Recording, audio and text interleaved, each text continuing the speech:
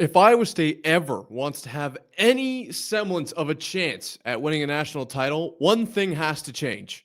We have to get rid of the AP poll.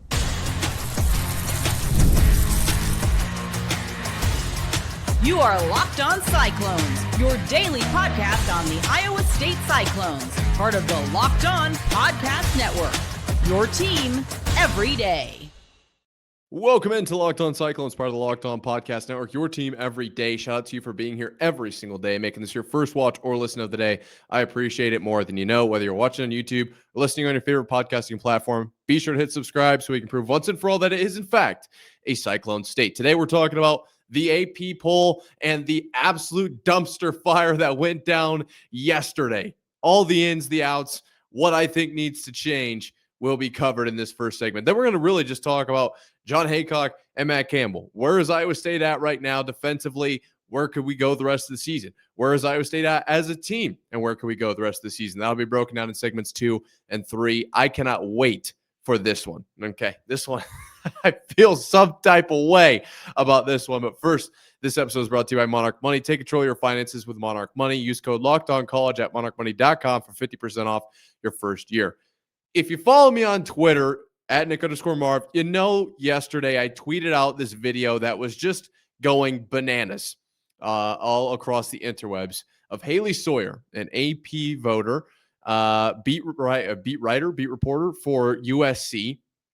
And she was under some heat, I think is probably a fair way to put it, after she was interviewed. I'm not sure if this didn't look like a podcast, but definitely interviewed in some capacity following her ranking of USF and Florida. Okay, now the real kind of reason this all came up was Florida was ranked 16th in her week 2 poll and then 14th in her week 3 poll. So they moved up 2 spots. Well, you're probably thinking, okay, well, what's the big deal? What's Florida? Who cares? Well, Florida lost to USF, South Florida. Okay, now granted, South Florida won the game that day. They were a better team. Maybe Florida is just is still a good team. I don't know exactly what the reasoning is, because when she was asked, she said, I'm just not going to get into my processes or logic. Okay, fair enough. But what she said after that is what I think a lot of people have concerns about, excuse me. You know, she said that tons of people who vote on the AP poll, it's not a perfect system. No matter who you pick, it'll even out because so many people vote. You know, it's fun for discussion. And right here, it doesn't matter in the end. I hate to break it to you, Miss Sawyer. It matters in the end. And that's why I'm bringing this up today, because a team like Iowa State cannot have this happen. This cannot be happening if Iowa State wants any shot at being a legit contender, because if this is happening, which it is, and this has been happening for years, I understand this. I know that there are tons of people out there on the internet that are like, are you shocked? Like, this has been happening for decades, and we're just now, it's kind of coming to light a little bit more in this one-off situation scenario. I understand that. And I am not saying that Haley Sawyer is the only one on this AP poll that is mistaken. I'm looking at this, and yeah, there are quite a few. There aren't enough for me to justify the fact that it doesn't matter. It's going to all even out. There's not that many, but there are enough on here that I am just completely lost at some of these rankings. Okay, and I'm not going to go through and talk about them all, because it shouldn't matter. It shouldn't matter. And also, there are a fair number. It would probably take the entire show to go through all of these rankings. But the reason it does matter, it absolutely matters, because the perception of these teams, of this top 25, absolutely plays a role in the college football playoff. Just quite simply, it does. And Iowa State, being from the Big 12, already at a disadvantage. This is a tough spot for these voters, and I completely get it. I do. It's tough to rank the top 25 teams, and obviously you don't want to be so far off the norm, because, you know, Iowa State, they're ranked as high as 6 on here at some points and as low as 21, right? So there is a relatively large margin of, I guess, quote unquote, error on here, and you don't want to look like the fool. I get that, but there's so many games to watch. Like, it is a challenge, but at the end of the day, it's still a big deal. It is a big deal. And Cyhawk We haven't even gotten to the TV numbers. I saw some ridiculous tweets about the TV numbers. Iowa State's killing it. It's averaging like 5 million viewers a game or something ridiculous. Ireland, South Dakota had ridiculously high numbers, and then Cyhawk. So I don't want it for Iowa State specifically. Maybe we're in a better spot, but across the rest of the Big 12, like TCU's still not ranked. Do they deserve to be ranked? That's a different question. But just worth noting, you demolish a team like UNC, and the conversation around the AP poll and what is the right way to rank them and all of this is a complete disaster.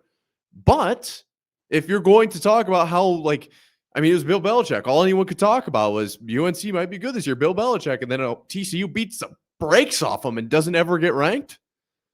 How does this work? That's why I'm concerned about this. The reason that I am bringing this up today isn't because Haley Sawyer, isn't because, it doesn't matter. It's not a perfect system, blah, blah, blah. It's because of the way that this affects Iowa State. This isn't about one person or one, well, I guess one person. You could pick out any one of these people and probably pick out something you don't like about their rankings, or even really about one team other than Iowa State. This is a bigger deal for a team like Iowa State that basically now, forever, but their margin of error is so small. So small. And that's why we talked about Iowa State losing to Iowa last week. We talked about this on this show. Iowa State losing to Iowa could effectively end their college football playoff hopes and dreams, which is crazy because it's week 2, granted their third game, but week 2 of the college football season, and it's to an Iowa team, which is in the Big Ten, and everyone says is so good. Because you know why? They're in the Big 12. So they're already at a disadvantage. If a team like Alabama lost to Iowa in week 2, well, probably not. It's probably not going to be that big of a deal. They'll figure it out. Well, that was a different team than now it is than they were in week 2. Look at Notre Dame and NIU last year, right? Look at Oregon too. Like that was a dicey situation as well. So, I just don't love this. I don't love how the AP system works. That's really what I wanted to get to here, because this is not the right way. And there is no maybe right way. I'd love to know what your thoughts are on what is the right way to rank these teams. And in my opinion, how long do we have to wait? You can't do it this early. You cannot do it this early. I'm sorry. You don't know enough about these teams yet. Is this a quality win? Well, I don't know, because we don't know how this team's performed yet. These rankings are a lot easier to kind of draw conclusions based on wins and losses. It's easier to rank teams later into the season. So early rankings, I think, are only clouding vision down the road, in my opinion. So yeah, let me know what you think down below. What's the right way to do it? But the fact that we have this concept of like, it's not a perfect system, you kind of just throw whoever you want on there, it's going to even itself out eventually. To me, being so close to college, that sounds like, well, as long as I like put my stuff that I kind of want on my slide, someone will figure it out. It'll all even itself out at the end. We'll walk away with pretty close to the right answer. Like, that's not how I ever did my homework. I just at least put the right stuff on there, and then maybe I got some help formatting it, because you just can't throw anything on there. That's hurting teams like Iowa State. You can't just randomly put the lineup together and then say it'll get evened out. Like, anybody can throw anything on there. What makes this poll any different than any other poll? Why don't I make one that has Michigan 1, Indiana 2, Iowa State 3, Texas Tech 4, Missouri 5, SMU 6? Then we put in, let's go UNLV. Like, it's just what makes my poll any different than this one? This one has more people on it? But, okay, so what if I grab my 100 friends from high school and we all just throw a list together? It's got more people than this one, so it's got to be more right. By that, like, I don't understand the logic here. I have a problem with that because it's affecting schools like Iowa State. If this had zero impact on anything, go ahead and rank them. I don't care. If it doesn't affect Iowa State at all, by all means. Because if me and 100 random people made a ranking, it would not move the needle at all for Iowa State.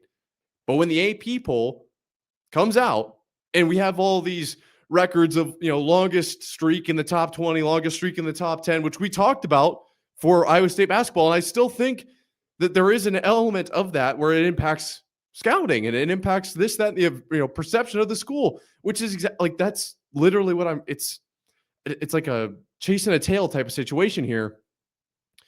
It can't happen. This can't be happening because you're going to run into Iowa State not going to get watched in some of these games, and then they're going to be ranked too low, and then they're going to be forgotten about if they don't play perfectly. Like, I just don't get it, man. That is my biggest problem right now. Haley Sawyer really got the brunt end of the stick yesterday. The entire internet went after her. It's rare you see the whole internet unite on something like this, on anything actually.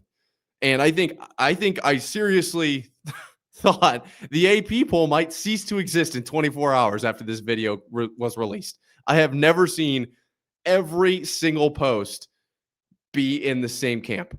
It was unlike anything I've ever seen. So let me know what you thought of this situation. How would you fix it? At Nick_Marv on Twitter or in the comments below. What do you think this does for Iowa State? I don't think this helps at all. I really don't. However, I do think Iowa State can save themselves. I think Iowa State's going to be just fine. And we're going to talk about that coming up here right after this. Mazda crafts cars for those who do more than simply move. Today's episode is brought to you by Mazda, which delivers confidence in every ride with more IIHS Top Safety Pick Plus awards than anyone else as of August 2025. You can feel the Japanese craftsmanship in every detail, from the metallic accents to the available Napa leather upholstery. You can make everyday drives feel like anything but, from smooth handling to intuitive controls. And with all-wheel drive standard in every crossover SUV, you can drive with confidence through almost any season. Like our players, we sweat every detail because when you make every move count, impossible becomes irrelevant. Mazda, move and be moved. Today's episode is also brought to you by DoorDash. It's almost the weekend. It's time to look back and crown this week's MVP on Who Delivered, powered by DoorDash. Just like you can win every Saturday with DoorDash streaks, saving more every time you order. These players delivered when it mattered most. Let's break it down. For Iowa State, picking anyone besides Kyle Conradi seems like maybe malpractice at this point. Obviously, kicking the 54-yard field goal to win the Cyhawk for Iowa State back-to-back years. That's an unbelievable play. We couldn't go without mentioning. Just like Kyle Conradi delivered for Iowa State, DoorDash delivers your Saturdays with DoorDash streaks. You save every Saturday you order. Stack it up all season, and you could save up to $250, including $100 in DoorDash credits. Order this Saturday. Keep the streak alive. Fuel your game day only with DoorDash. Terms apply. Promo period through 11/18, November 18th. So Iowa State currently 3-0. One of the only teams to be 3-0, I should say. Obviously, not the only team to be 3-0, but at this point in the season, kind of a cool little statistic there. We're talking about here at Locked On Cyclones, part of Locked On Podcast Network, your team every day. And there we had the conversation yesterday of how good is Iowa State? Because Kansas State, South Dakota, Iowa, perception around these teams right now, a little dicey. Definitely a little dicey. And there were some things against Iowa that I wasn't necessarily the biggest fan of defensively, but we came away with the win. But now that it's middle of the week and we've got some coach availability here, Coach Haycock, defensive coordinator, we've got room to improve. We absolutely have room to improve. And he made a really good point here. Maybe I just missed this, or maybe this was completely, I don't know. I really don't know how this happened. I did not notice this. But he mentioned that after we score a touchdown, we give up a lot of touchdowns. Like, we have to get our guys the ball back. This is a great opportunity to close the door. Now, I agree completely. That is I can't believe I didn't even notice that when I'm talking about Iowa State, what went well, what didn't. And we will definitely be keeping eyes on that the rest of the season. So shout out Haycock for putting us on that. But I think this is a great opportunity to really showcase how much room Iowa State has to grow. And we'll obviously mention some of the other things that Haycock said in this press conference, but I wanted to take a second and say, where is Iowa State at right now? Well, you beat Kansas State in a little bit of a slugfest. It could have been a little bit bigger margin, but ends up being a field goal. How does Kansas State look? Not good. You smash South Dakota, then they go and lose 20-13. For those of you who really care about the score, if you know, you know. Then you beat Iowa, but well, Iowa's not exactly breaking records for all the right reasons. So where are you at? Well, that's a problem if you are at your best. But Iowa State is not at its best. Iowa State isn't even close. And we'll talk about what Matt Campbell has to say about the team as a whole and where they're at. You can see it on the screen. Second quarter of the season, we aren't even really at halftime yet. Right? We got room. We got room to get better every single day. And this is an area where I think Iowa State can really separate themselves because he's exactly right. If you score and then you just allow the other team to score, you've kind of effectively just not scored. It's like going into halftime 10-10. Like, okay, now we're just about to play a half to decide who wins this game. Of course, that's not exactly true. You have footage on the team. You've seen this, you've seen that. You know, this guy's going to do this. You've set this play up. But the concept being, you basically have a half to score more points. If you go into a half, up, well, you don't have to score more points than your opponent. It's kind of like, you understand what I'm saying there? So as far as scoring, good. We like that. Opponent scoring, not good. We don't want that. If Iowa State and John Haycock, Coach Haycock, if we can figure out a way to score and then stop the opponent from scoring, this is a newsflash for you. You get the ball back, which then the opportunity to score again is presented to you. And you can really start blowing the doors off these teams, kind of like South Dakota, right? That is an area where Iowa State can get a lot better and can really start to separate, because that's where it's like a compounding interest type of deal. Does that make sense? You're essentially, instead of maybe slowing the bleeding with allowing a field goal or whatever, or basically coming out with no net positive when you give up a touchdown after scoring, now you can score and then stop them and then score again. At the end of the day, this sounds like elementary speak, and I completely see that and actually hear that. I've got my earbuds in. But it is a big deal. Like, if it's not so much of, well, safety's this, linebackers here, defensive ends, and a 3 technique, and blah, blah, blah. Like, this is generally what we need to do. Look, let's just stop them from scoring in this one situation. Because if we, like, every other time seems like we're fine. Let's just do this one, and boom. All of a sudden, we got a top-tier defense, which I think we have a really good defense already. But you've got a situation where you can start getting up earlier in games.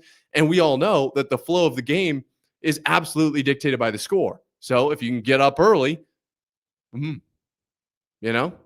probably going to be in a better spot. Not only do you have more points, but you force the opponents into a different style of play. It's a little harder to play one-dimensionally, towards the run game when you're down 15 points. Kind of got to get the ball in the air. A couple other things here that John Haycock, Coach Haycock, had to mention to talk about a little bit. Obviously, McDonough, dog, showing up for the defense in that final drive against Iowa. This one was a big one. I felt like McDonough, not a guy that has been really seen at this point in the season by a lot of people. But I thought a guy that made a huge difference when he transferred over, a guy that we had a lot of potential to win games with, mentioned that in his presser, and obviously talked about how big of a deal that was, not only for that game, but for McDonough and stuff. I thought that was cool, because I've been on the McDonough train for a long time. I think he could make a lot of plays the rest of the season. But other guys that he mentioned, Marcus Neal, dude's a dog. Dude just plays hard, aggressive, fast, tough. You can always find spots for those kinds of guys, he says. I think this defense is really coming around based on this. And obviously, we might talk about this a little bit more tomorrow. But where Iowa State is at defensively, I feel pretty good. Not great. There are definitely still areas that I have circled. And maybe we'll talk about that ahead of this, what's going to potentially be a scorcher. We'll talk about that here in a second against Arkansas State. But I do feel relatively good, and I think Iowa State's gotten some really quality games under their belt, and they're all wins. They're learning opportunities, and Iowa State has won all of those games. You didn't have to learn and pay the price with an L. I heard that a few days ago, and I love that quote. you were able to learn and still keep that win column going up by one after each and every game. I think that's huge. We're getting guys in different positions, seeing different plays, and exposing them to different, situations. Repeat myself, So I think this defense is coming along, and I think Haycock's real proud of him. As far as the team, though, how does Matt Campbell feel about the Iowa State Cyclones? We'll talk about that coming up here right in a second. Today's episode is brought to you by FanDuel. The NFL season is here, and FanDuel is making sure you're ready for kickoff with a can't-miss offer. Right now, new customers can bet just $5, and if your bet wins, you'll get $300 in bonus bets to use across the app. I personally love FanDuel because it fits however I like to bet, whether it's player props, building a same-game parlay, or jumping in live as the action unfolds.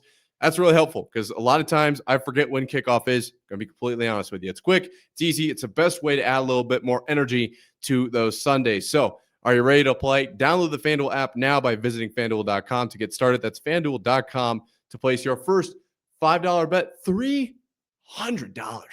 $300. Today's episode is also brought to you by Monarch Money. Most people can't name all their financial accounts or even what they're worth, whether it's 401ks, properties, or investments. And when you don't have the full picture, you can end up leaving money on the table. That's why there's Monarch Money. It's an all-in-one personal finance tool that brings your entire financial life together in one clean, easy-to-use interface on your laptop or your phone. Monarch is built for people with busy lives. And if you've put off organizing your finances, Monarch is for you. Monarch does the heavy lifting. You can link all your accounts in minutes, see clear data visuals, and get smart categorization of your spending, and finally feel in control of your money without ever touching a spreadsheet. Don't let financial opportunity slip through the cracks. Use code LOCKEDONCollege at monarchmoney.com in your browser for half off your first year. That's 50% off your first year at monarchmoney.com with code LOCKEDONCollege. So the defense in area, I think, could probably get a little bit better, but across the board, not too bad. Let's switch over to the team as a whole here at Locked On Cyclones, part of Locked On Podcast Network, your team every day. And I do think Iowa State is a very good team. We talked about the AP poll, in the first segment, and it's a disaster, to be completely honest with you. I don't know how it gets better. I'd love to hear your thoughts down below or at Nick_Marv on Twitter. Just because I'm genuinely curious. But that being said, the reason I say that is because I'm in the camp where I think Iowa State has a case to be ranked 5, 6, 7, definitely in the top 10. Why? Because Iowa State has beaten a conference opponent and a Big Ten opponent and blown the doors off South Dakota. Not even looking to what they did last year, still a quality, dominant win. Why do I bring this up? Because I think there's a chance that Iowa State would be able to move from that 5, 6, or 7 ranking up to a 1, 2, or 3, which would be unreal, to say the least. I feel like I need to add a little more emphasis to that. Unreal. Something absolutely crazy, because Iowa State being ranked in the top 3 would certainly turn a lot of heads, unless you've been listening to Locked On Cyclones, because you know how much better this team can get, because Matt Campbell was just talking about it this week. One of the main areas of concern in the offseason and now has been the wide receiver room for Iowa State. Obviously, Higgins and Knoll, gone. I feel like at this point I don't even need to say their names. Like, everybody knows that those two are gone. I think everyone on the entire planet actually knows that. And who do they fill in with? Well, was it Sowell and Townsend? Maybe. Seems like up until this point, it's been Eskelson, Burkle, and Bramer. Right? Like, those kind of the 3. The tight ends, I love the angle we're taking there, and I do think we can carry that, throughout the season. But I also do think that the wide receivers kind of got to show up a little bit more as well. Overby had a lot of really good targets. Balls put in a lot of really good spots against Iowa. Didn't quite come down with as many. That's just the Cyhawk game for you. I'm not too worried about that. I think we've seen some high-quality play out of Overby, Eskelson, Eli Green, another guy in there as well. But for now, it's been the tight ends. Matt Campbell talks about these wide receivers, saying that, quote, you're not going to know that room until about halfway through the season. That to me talks about how this door is going to be opened up wide open. We already kind of have our deep threat with Eskelson. I think that's the way I'm looking at this. You've got Bramer, you've got Burkle, you've got a little checkdowns here and there. I thought we saw a lot more out of Sowell against Iowa. I thought Townsend was really starting to come into his own over the last few games. And these guys will certainly make a difference. But so far, it's kind of been Eskelson deep. Because I think he has 66-yarder or whatever it was against South Dakota. I think it's 39 against Iowa, and then the deep shot against Kansas State as well. Kind of been the deep threat. But if we can open things up with this wide receiver room and have multiple threats downfield, and then you've got tight ends who can either stretch the field, pop pass, which I'm going to talk about in a second, or, obviously kind of play that underneath situation, more like Travis Kelce find the hole type of tight end spot, you're now basically a full-fledged lethal offense. And Rocco Banks is slowly working behind the scenes, working on that read, working on that progression, working on that ball placement. You could really be dealing with a top-tier receiving crew in Iowa State come middle to end of the season. This is titled on my Today's Show tab here, second quarter of the season. Why? Because Matt Campbell talked about this is kind of like the second quarter of the season. This is the fourth game for Iowa State, and then we'll have a bye. Can't wait for that. These guys, Matt Campbell obviously kind of talked about how they looked a little tired after that Iowa game or even during that Iowa game. So that bye, I think, will be much needed for this team. An area that I talked about in the offseason, I really love the setup of the schedule. I love where these byes are at for Iowa State. Gives them time to kind of sprint, break. Nonetheless, this second quarter, you've got a lot of time left. I am excited to see, because Matt Campbell keeps talking about this stuff. And when Matt Campbell talks, I listen. Some of the things he's saying about these wide receivers have me pumped up. I truly do believe that Sowell and Townsend are going to come onto the scene and make a lot of noise. We talk just so much, a ridiculous amount, about Townsend being this kind of Swiss Army knife guy in the slot, in the motion, jet sweep, deep shot, route runner type guy, whatever. And Sowell being that big body frame, able to go up, get the ball, come down with it in a must-have-it type of situation. A guy like that, really important to have on your team. If we can extend the wide receiver room out a little bit and kind of take that talent, to the next level a little bit, utilize it even more, look out. I think Iowa State gets a lot better in that way. So you talk about how Iowa State can get better defensively just a segment ago. And then now you're talking about the wide receiver room offensively. Iowa State, I really think, could be one of the top teams. And I stand by that. Going to have to prove it on the field, but I really think that they could. Absolutely, I do. Some of the other things that Matt Campbell had talked about in this one, nothing too crazy. Definitely had a few things that turned my head. But for the most part, really talking about getting better every single day. And then obviously circling this game against Arkansas State. Going to be a hot one.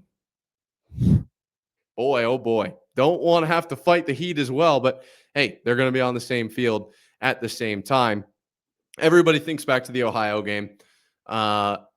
Really a kind of a pivoting point for this organization, which is crazy to think about. But Matt Campbell talked about how we've got a lot of guys who kind of saw that go down. So they have that in their back pocket, and that's that veteran leadership that we've talked about. But it's not that he's not concerned about it, but the way he talked about it made me kind of think it sounded like he was like, look, we're not doing that again. All right, we're going to go out there, take care of business, and get it done. And I love that. It's just like at some point it becomes, we're going to get the job done. We're going to go out, play really good football, get better every single day. And then we got a bye week. Let's just go out, knock this one out, get it done. Now, of course, we're going to talk about Arkansas State these next few days. We might break down a few things here and there on just Iowa State as a whole, potentially some of the teams that they faced in the past or whatever. But we'll definitely be talking about Arkansas State the rest of this week. So we're not going to get too crazy into preview because it's only Wednesday. But boy, oh boy. Boy, oh boy, do I love where Iowa State is headed. Seriously, going to be a great season. I mean, top of the Big 12 now, someone's got to come get you. And it's tough to come get you when you are as good as you're ranked. And I think they are right now. I do feel very good about where this team's at. Probably, I think I would rank them in the top 10 based on who they've played and what they've done in those games. Now, granted, I'm a little closer than most of these other media members, so it's probably why I'm not voting on the AP poll. But boy, does this team look good. Where would you rank Iowa State? How would you fix the AP poll? Let me know down below or at Nick_Marv on Twitter. Love communicating with you guys. You guys have some really great ideas. That being said, until next time, Cyclone fans, sayonara.